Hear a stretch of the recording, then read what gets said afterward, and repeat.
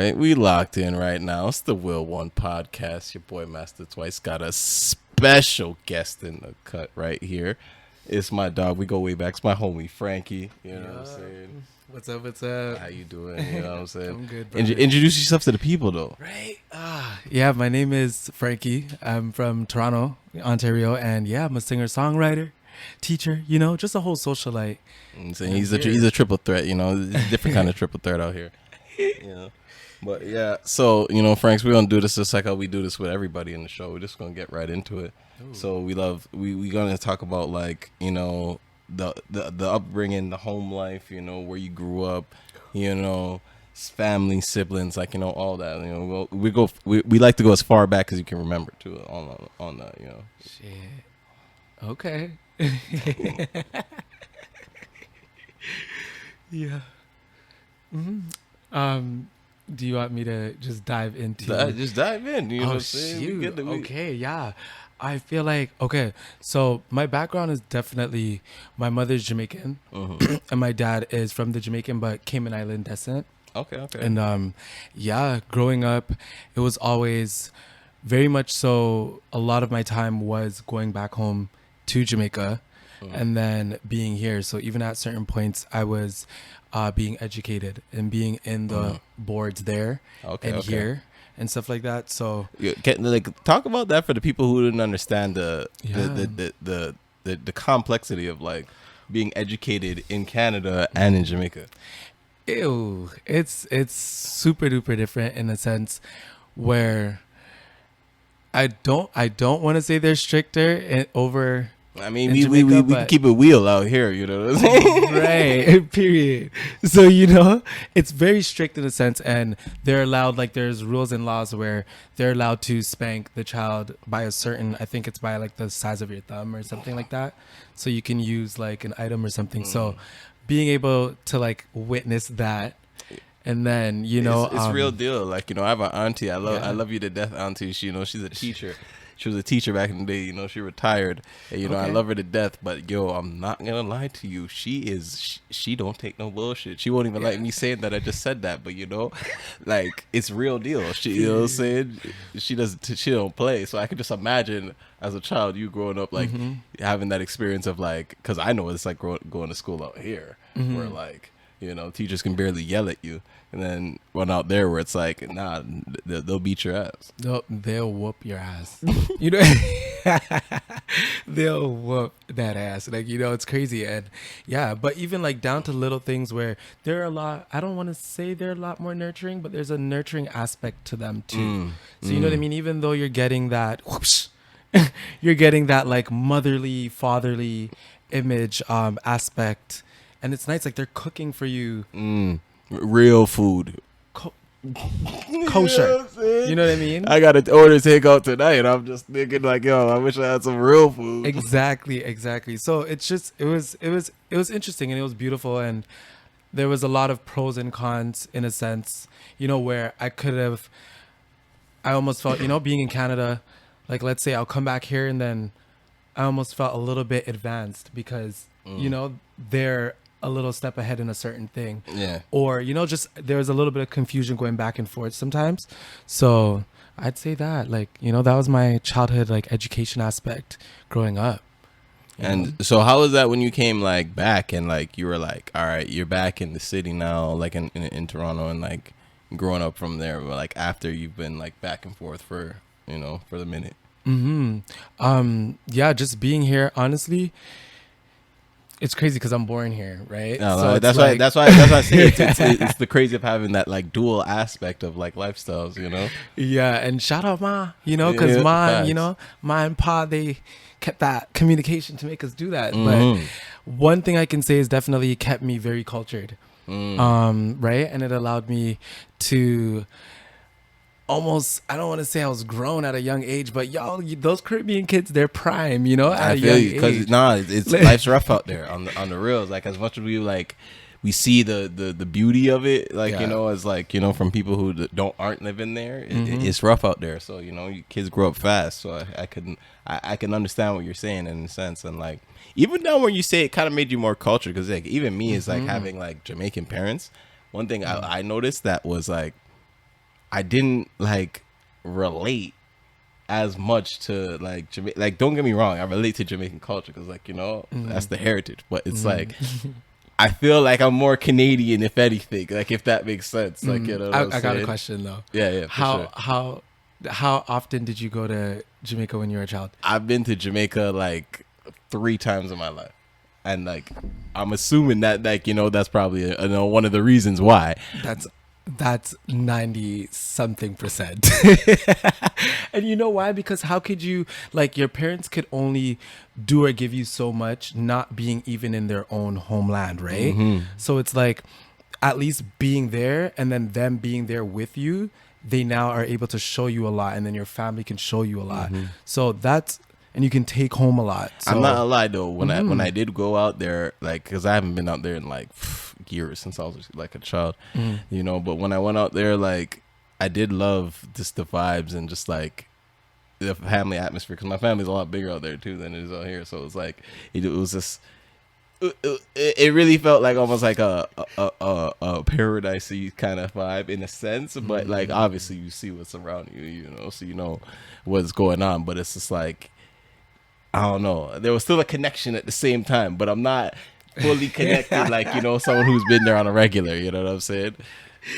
Yeah, no, I get it. I totally get it. Yeah, 100%. Yeah, that's, you know, that's that. And like, just bringing that to Toronto, and then even again with the culture and just the both sides, the whole artistry, right? And like, I introduced myself today as like a singer-songwriter, or a creative, you know, in general, which is facts.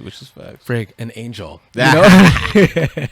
You know, shoot. But it's like, it's more so, I actually started out with like dancing, you know, like a lot of my early age and childhood was like dancing, and like youth was dancing, and that culture of dancing and the reggae dancehall, then learning and being able to twist with the Canadian like hip hop, American hip hop, R&B, rap, you know what I mean, and the soul and the blues, and being able to blend that and creating art through it. So I think like that's the beautiful thing about, like, especially like in a place where we live, where it's very multicultural, where it's like you're getting a little bit of everything, and then you mix that up into a blender, and sometimes, you know, it's crazy what comes out, and it's like that's a beautiful thing.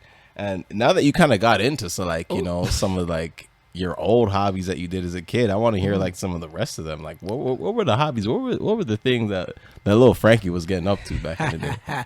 Right. Right. Yo, honestly, sports wise, I played basketball. You know what I'm saying? We were on the same squad, you know what I'm saying? I didn't want to, you know, I didn't have to say it like that, but like, you know, we're on the same squad, you know. I was swinging to Frnke, you know what I'm saying? He hit the 3 with the left.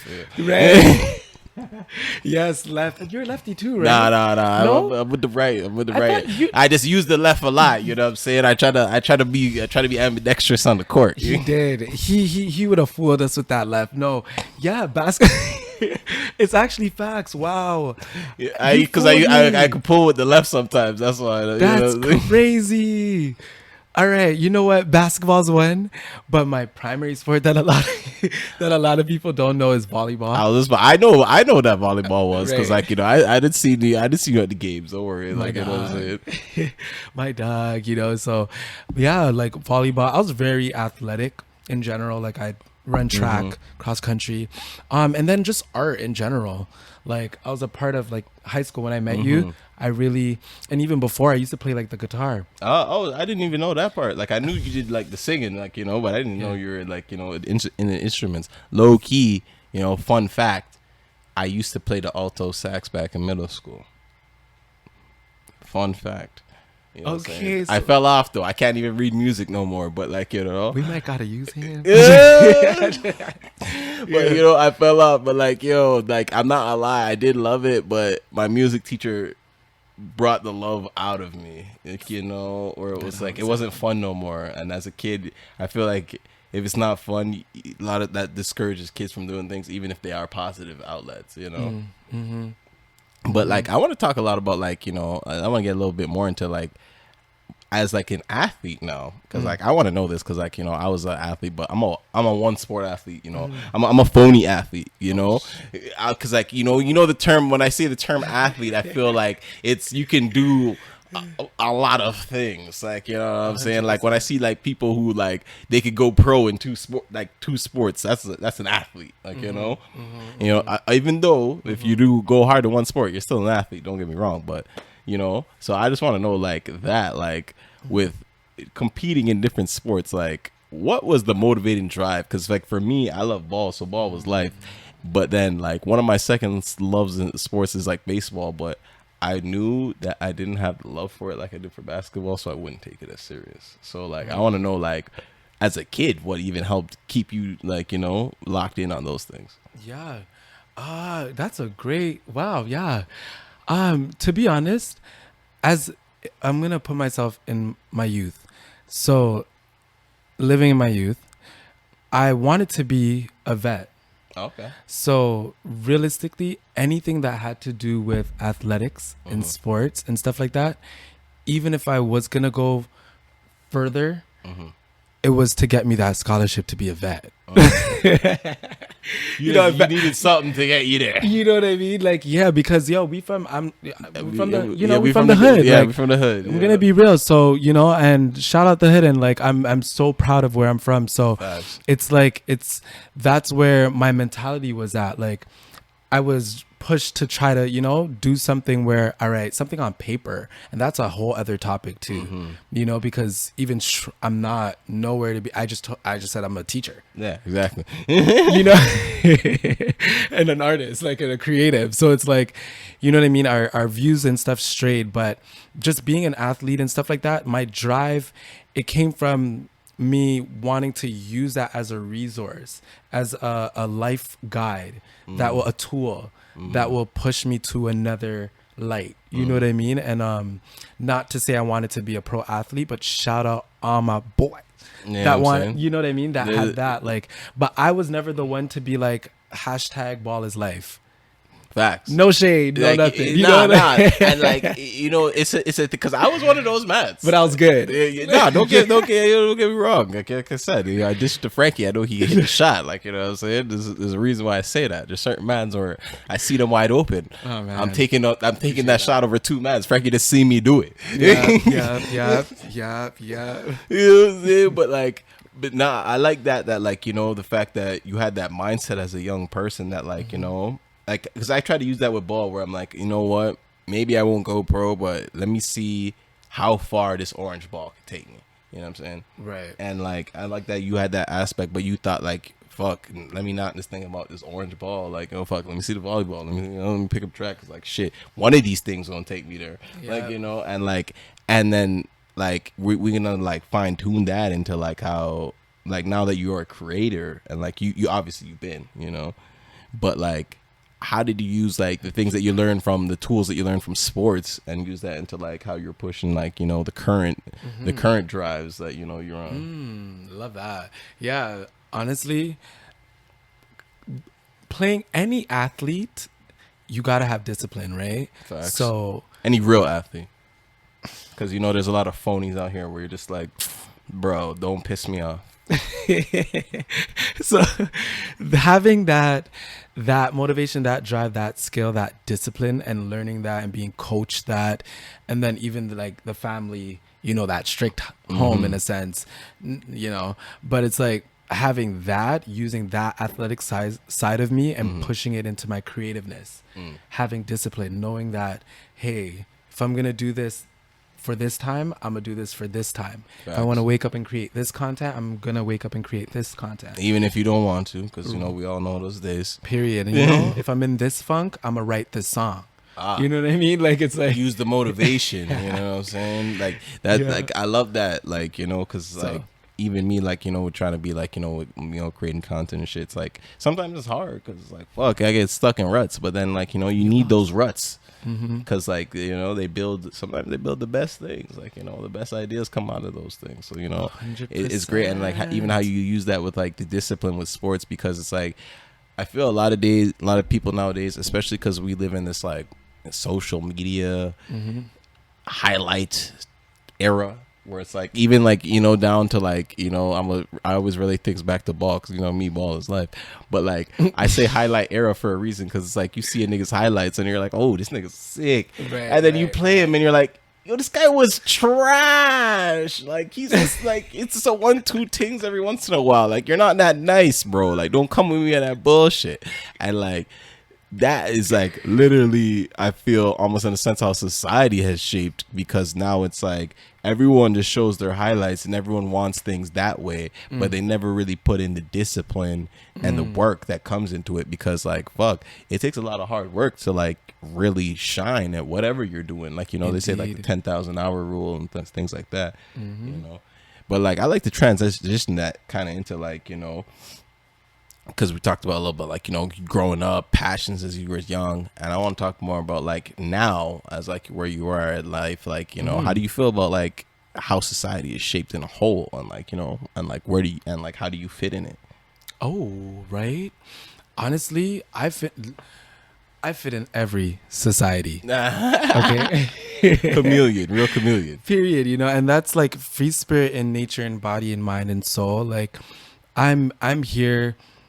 I'm here as an angel, as I said before, and like my mission is, vulnerability. Like, I'm a black male. Like, there's just so, you know what I mean? I'm a black male. There's just so much to unpack in me saying that, and real shit. You know, maybe another day, whatever. But it's like,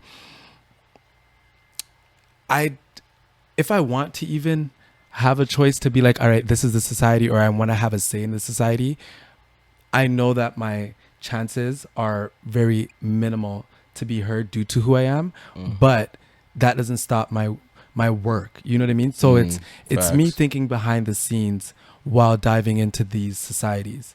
You know, so I think society is at a place where they're open enough to allow people as myself and others to like maneuver and, you know, create spaces for others, and like brothers like us and sisters like, you know, like us, because we, you know, and we're others, all out like, here. We've been out here.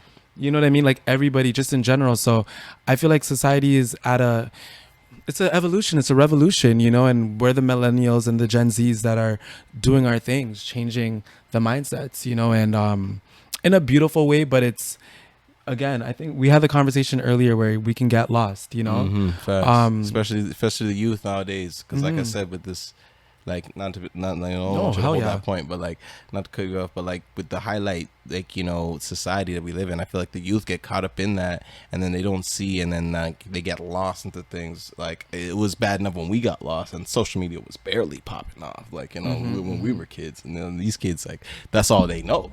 Right. You know. Exactly. But then we were the beginning of the social media popping off. Yeah, facts. Right. So that's how, you know, we the ones. You know, Twitter came out when we first started high school. You know what I mean? And bare things. So it's like, yeah. So to be honest, like with society and how I think about it, like it's at a beautiful place where, you know, you can see things are changing, mentalities are changing, people are, you know, bringing out their youth, but also keeping that adulthoodness, what we spoke about earlier a little bit.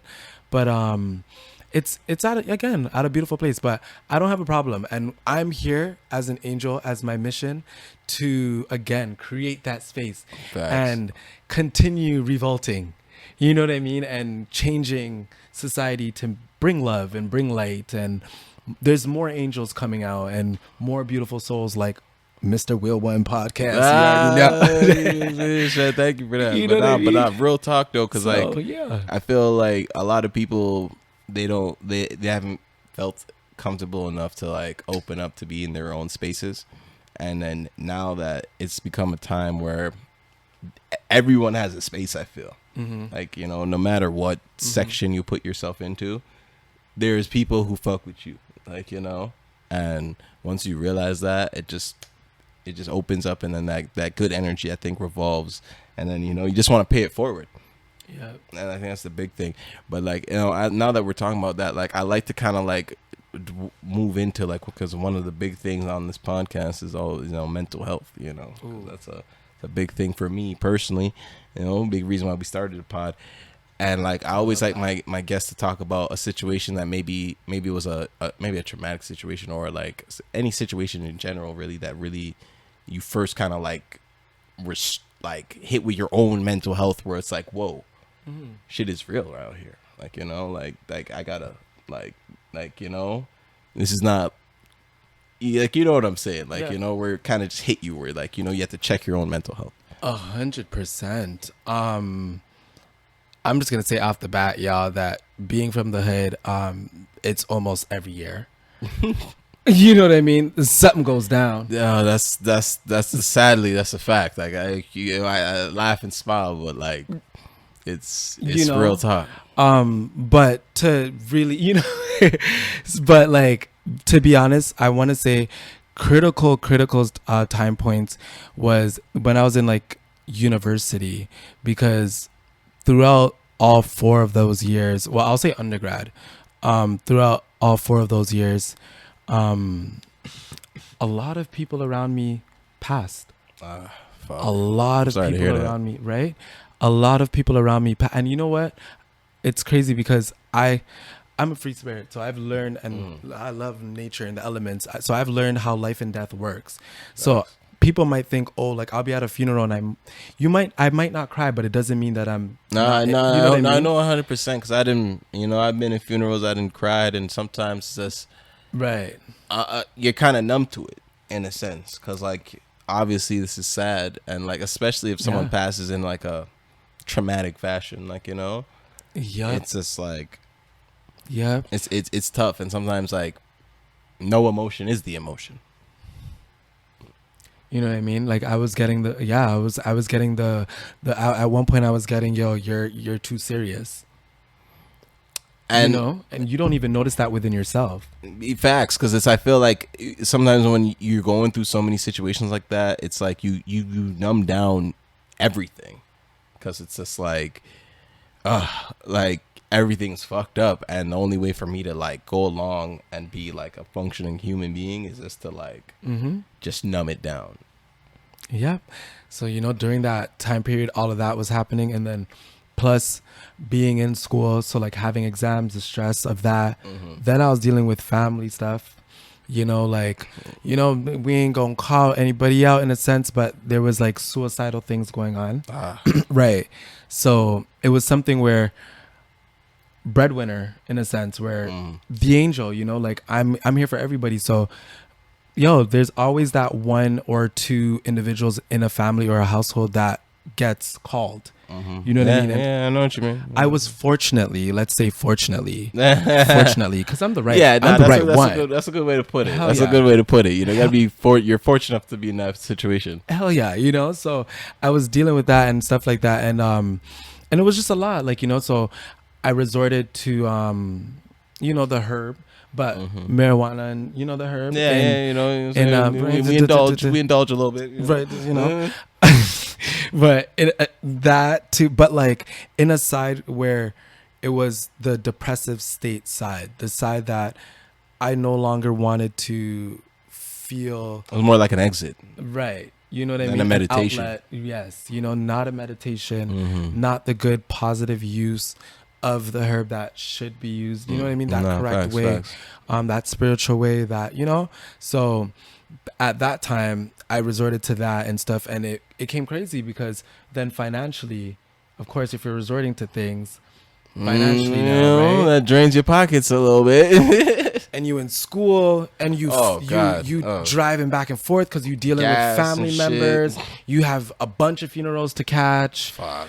You're dealing with exams. You have to do postpones. Just imagine the mindset of a young. It's a lot on the brain. Like I didn't even, you know, go to college, you know, but like I could just imagine, because like the stress of I'm paying for this, so I have to pass, and then real life happens, and then fuck, I need money to like get here, and then like I probably got to work on top of all this too, and then it's like, you know, and then like real life, you know, and we're not even, you know, throwing real life on top of that. It's just like I can imagine just like where the average person's head's at, and like, you know, now that, you know, you're one of these people that experience that, like, you know, and to tell us like what it's like I could just, it's crazy to think, like, you know, all the things that add on top. Yeah, man, I'm here, you know. So that's why, like, you even just bringing up and allowing this space of like mental wellness and health and all of that is beautiful, because that's what I'm here for. Like, you know what I mean? That's my platform in a sense of like vulnerability across men. Yeah, nah, black because men, and you know, so. So sorry, no, I don't want to cut you off. Keep going. Yeah, okay. So you know what I mean? So I'm huge on that. So I'm here to, I will tell my story if I have to. You know what I mean? If another brother or sister or whoever you are needs to, whatever you are, needs to listen to me and be like, this is a confidant that been through something. Again, every year being a hood baby, you went through some mental something, if you're conscious of it or not. Facts. So, and like, you know what I mean? I love that you said that, because like, you know, a big reason why like I started this pod in general was just because like I realized like myself that like, one, especially after I got hurt and I went through you know my therapy sessions, so shout out my therapist Martha, you know, I love you for life, you know. She really put me into this space where like I had to realize that, like, which I kind of realized before it happened, but that like I was dealing with a lot of stuff, and like, you know, I probably had some like, you know, at the time like PTSD, like I still do, like, you know, and like to realize that, and then like I was looking at assessing my situation, and I was looking around like the people I was around, I'm like, most of these people have been through the same thing I have, and like if I have this mental capacity to at least like address this, and then, you know, I'd have a lot of times where people come sit on this couch, same right here, you know, and we just be having a lot of talks, and I felt like it just opened them up, because like it was some things that you just need to talk about, like, you know. And sometimes like I feel people really like feel like they don't want to be vulnerable, because like everyone wants to be strong, you don't want to be weak.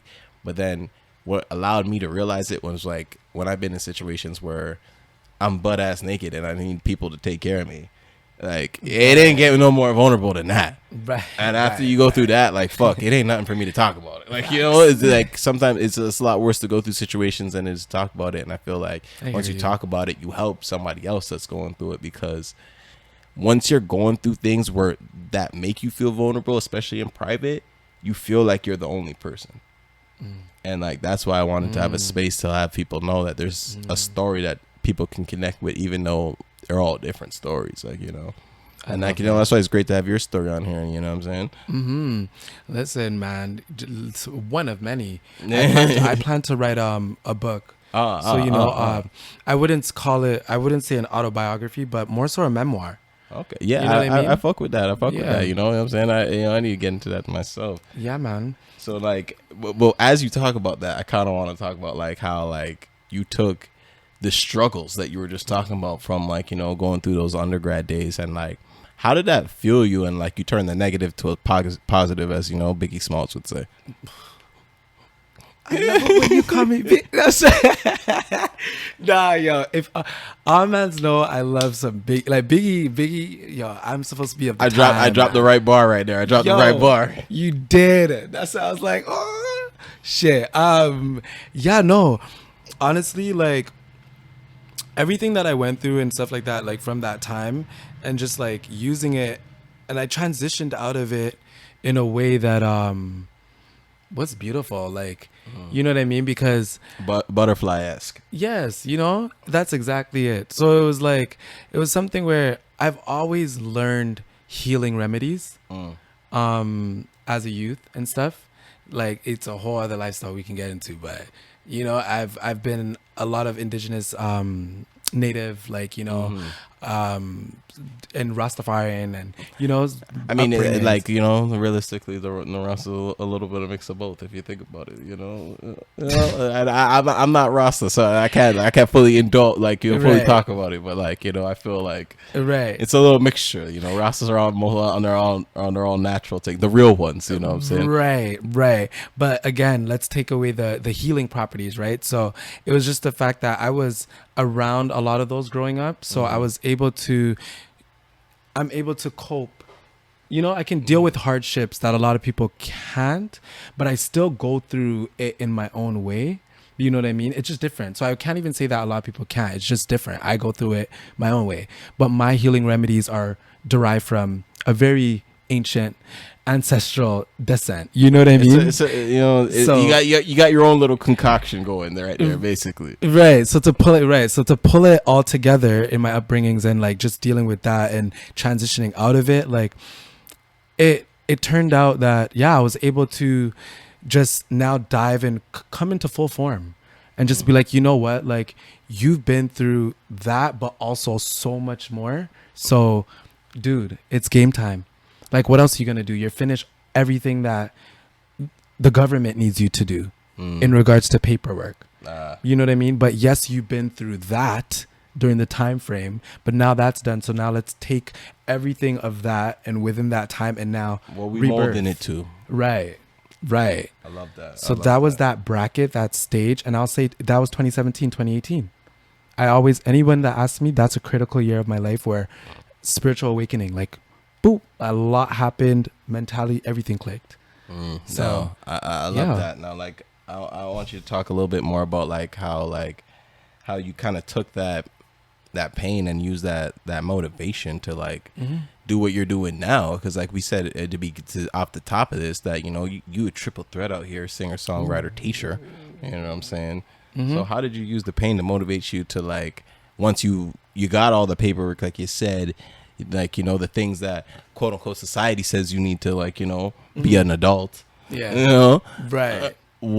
How did you now, as a still young man, build yourself to be like, all right, boom, this is me. I'm the triple threat now. Yeah. Any artist, to even be an artist and to express art, you have to have had some pain.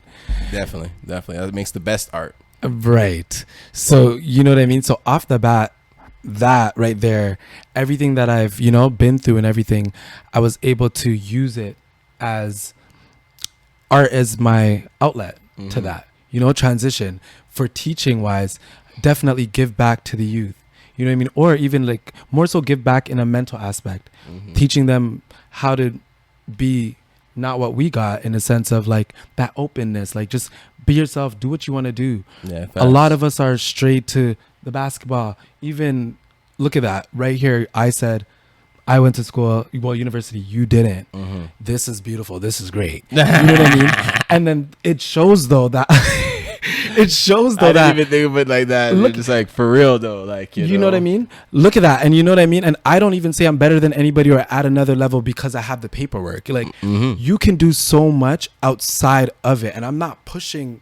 That's not saying to push. You know what I mean? Yeah, because it's cool to go to school. Don't get it fucked up. Like it is very cool to go to school and get your education. Exactly. But once you're at an age where, you can make that decision and confidently own it, and that's on a lot of surfaces, financially, mentally, physically, everything.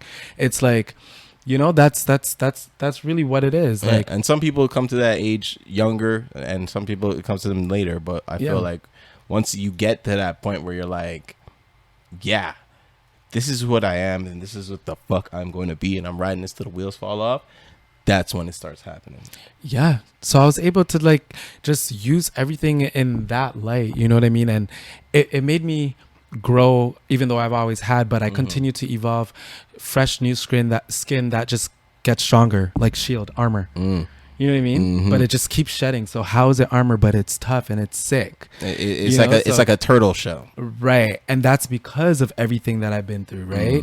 And this is a lot, but a little of your life and my life. And it's like, so it's like a chapter, and honestly everything brought me here, and it's still bringing me places, and I'll never ever forget the pain and stuff, because if you do, then how? I feel like, because a lot of people, it's crazy because I see a lot of people, they make it and they always glamorize the successes, but I feel like the people who really make it, and like the real ones, they make it and they always shine light on the struggles, because like bro, like you can see, like I always relate things back to sports, so you can see a man hit a game-winning shot, but you don't see that man put in those 1,000 shots that he takes on a daily basis in the summertime to get to that point. 100%. And that's the thing that people need to know, but like it takes this work effort to get to this point. And like it ain't easy. Right. But nothing good is easy, though. That's the thing. People got to learn. Nothing good comes easy. You know, hard work brings good things. Right. But live stress-free and be vulnerable. You know what I mean? At the same time. Boom. It's a balance. It comes easy after that. Like, it's not easy, but then it smoothly comes. Mm-hmm. It'll come your way, you know, like living in your path. So I'm huge on that. I love that. Yeah. You know, and, you know, we're getting close to wrapping this up. So, like, I want to talk about, like, what is Frnke doing currently? You know, what's going on for yourself? I am I'm a yogi, so I teach yoga as well. Oh, shout out. Advisor. This nigga teaches everything. Yo. Yeah. Teaches the children, teaches the yoga, you know what I'm saying? Low key, I know you're gonna probably be a music teacher too. Like, you know what I'm saying? Right? Yo, trust me. Yeah, and a teacher one.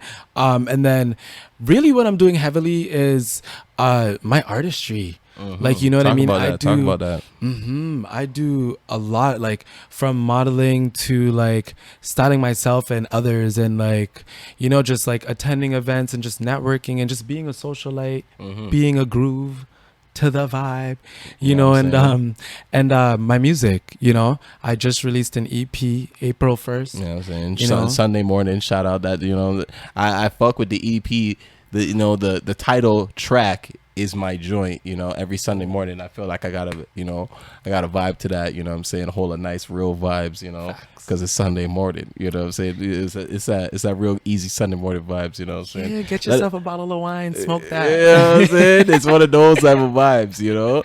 So like, but let the people know where they can find your stuff, like, you know. Yeah. For what's going forward, where can they find you? Definitely find it everywhere at Frnke, right? So that's Frnke. We're gonna put that right there for you guys, you know, right there. Frnke. You know, you can find me on Instagram with 2 underscores, same thing, Frnke, but all social platforms, music wise, Frnke. Capitalize that shit. Capitalize that. You know what I'm saying? But yeah, so it's been great. Like, and that's where I'm really at. In artist wise, and you know, I just had a performance. I have one next week. Talk about it. Yeah, man, I have a performance with BU Key, so Black Queer Collective, so it's a whole like free spirit vibe, like come out, Wellesley stage, so it's a big stage vibe. June 25th. You know, miss it or not, but still, it's the love. You'll see it. Hopefully, and, you know, we should have this up before then. But if it's after, you know, you guys let us know how it was. Yes, and then, you know, I'll be hosting a couple of events next month. So you better get ready to. I need to be stepping out. Right. I need to be stepping out. I've been a little old foot lately. Yeah, so, you know, I'm not gonna get into that because I don't want to burst the secret. But it's a whole poppin' ass theme it's going to be aesthetically pleasing, y'all, and just very love and vibrations of positivity. And, you know, and everybody just comes in and like. I bring the wifey out to that one. Yeah. Definitely. All societies and network. Yeah. You know what I mean? And that's what we want. That's what we're here for. Facts. That's how we build. Yeah. So that's a lot's coming up, man. A lot's coming up. So just find me there, man. Frnke. As we said again, you know what I'm saying? Again, this is my longtime homie Frnke. I love that you came through to have to do this. You know, it was a long time coming. You know, and we finally getting it. So you know, already know. Yeah, you know, this is the Wheel1 podcast. Your boy Master Twice. We signing out right now. I love that.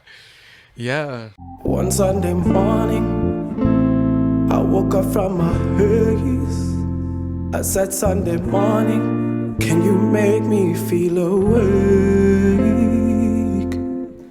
There's something about a Sunday morning, especially when the news is calling. Shit just hits and now you're falling, feeling